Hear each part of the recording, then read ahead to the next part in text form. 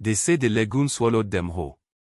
One moment, the Eti-Osa Kingdom thrived, fishermen casting nets, children laughing in the marketplace, the Oba dispensing justice. The next, nothing. Gone.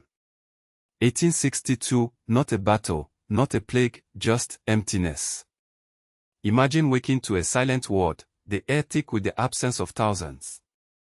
Lagos whispers it was something ancient, something hungry, something buried beneath the sand that finally woke.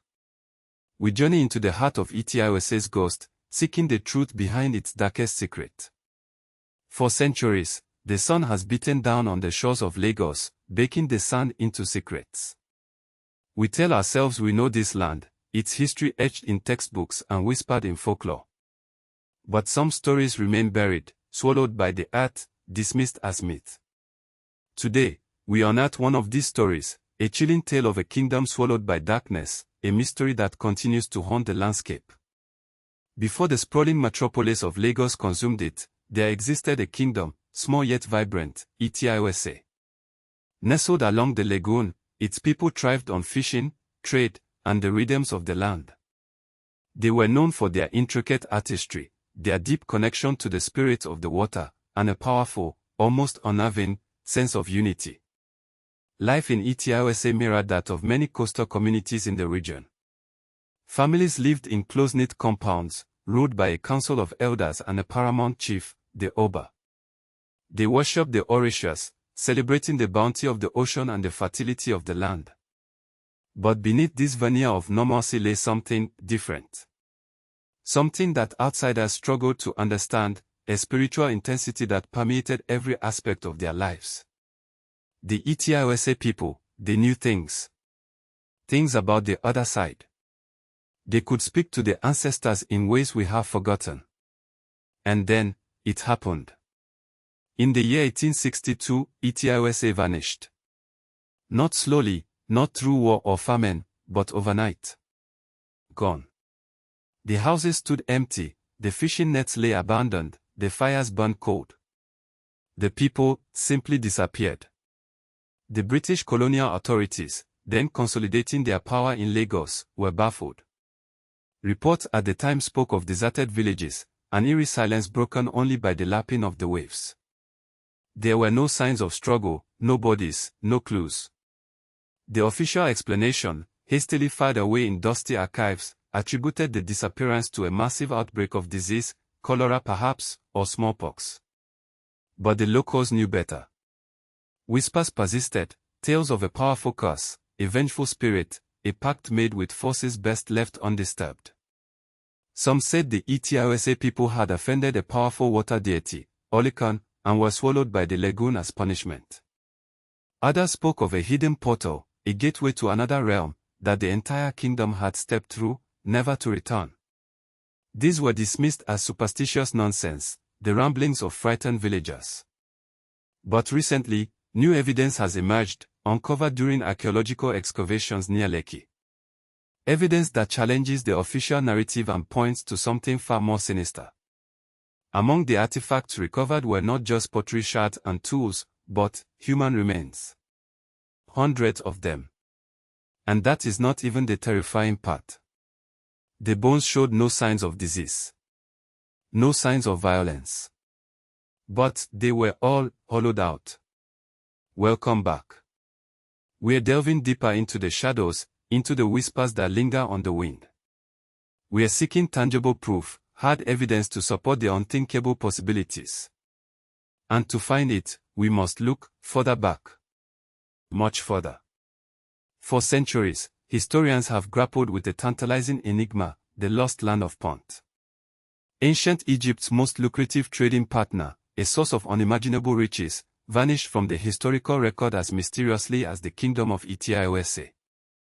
Queen Hatshepsut, pharaoh of Egypt around 1479 BC, famously dispatched a fleet to Punt.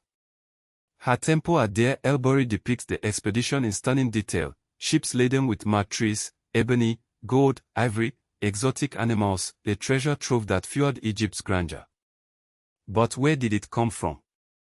The Egyptians described Punt as a land of incense, spices, and wonder. They spoke of its unusual people, their stilted houses built on stilts, and the exotic wildlife that roamed its lands.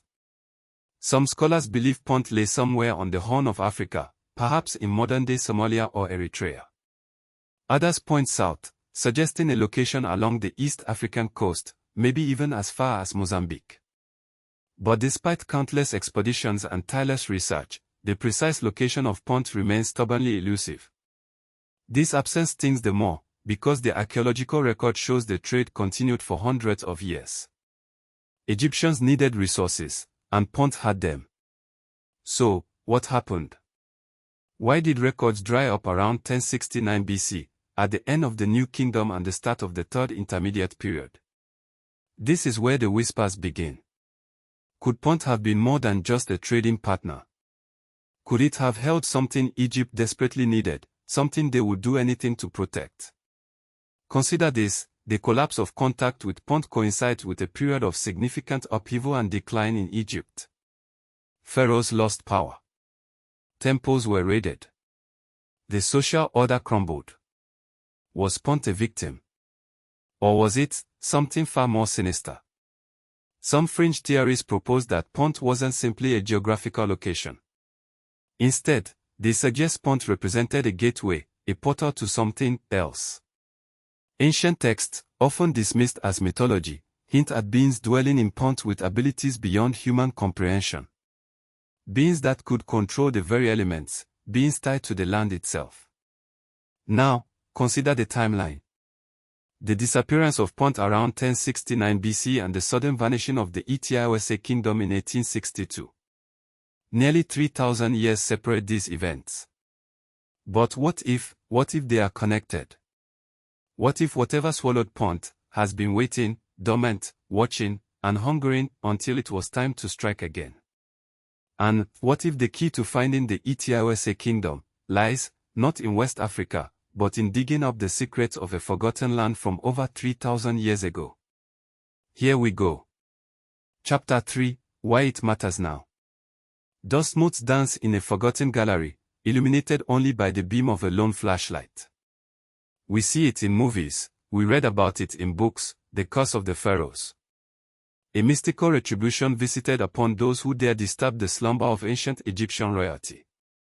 But is it merely fiction, a convenient trope to spice up a good archaeological adventure? Or is there something more, something real, lurking beneath the legends? The most famous example, of course, is the story of Tutankhamun's tomb.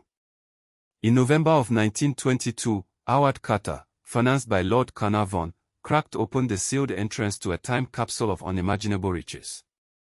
The world held its breath. But within a few short months, whispers of a curse began to circulate. Lord Carnarvon, the expedition's patron, died abruptly just 5 months later in April of 1923. A mosquito bite, complicated by pneumonia, was the official cause. But the rumor mill churned faster than the Nile in flood season. He was only 57. Was it truly just a tragic coincidence? The press sensationalized every subsequent misfortune. Another member of the team died a few weeks later. And then more and more. By 1929, only 7 years after the tomb's opening, a staggering number of individuals even remotely connected to the excavation had succumbed to untimely deaths. The headlines screamed, "Tutankhamun's revenge." Doctors, nurses, visitors, even the man who x-rayed the mummy, all falling prey to mysterious illnesses. Explanations ranged from fungal spores within the tomb to more esoteric theories involving ancient curses and angered spirits. Statistical analysis has repeatedly tried to dispel these claims. Proving, or disproving, a curse is naturally impossible. But the sheer volume of deaths, and the swiftness with which they occurred, continues to fuel speculation to this day. And it's not just Tutankhamun. Other Egyptian tombs have been linked to similar tales of misfortune. Stories of unexplained illnesses, freak accidents, and financial ruin plaguing those who dare to disturb the resting places of the long dead. So, why does this matter, here on Porno Afrique? Why does the fate of European explorers in the Valley of the Kings resonate with the secrets buried beneath the sands of Lagos?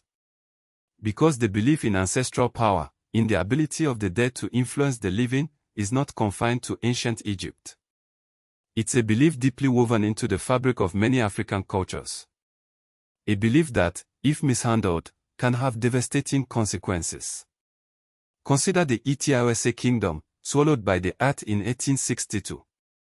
What if their disappearance wasn't simply the result of a natural disaster or a forgotten war? What if it was something far more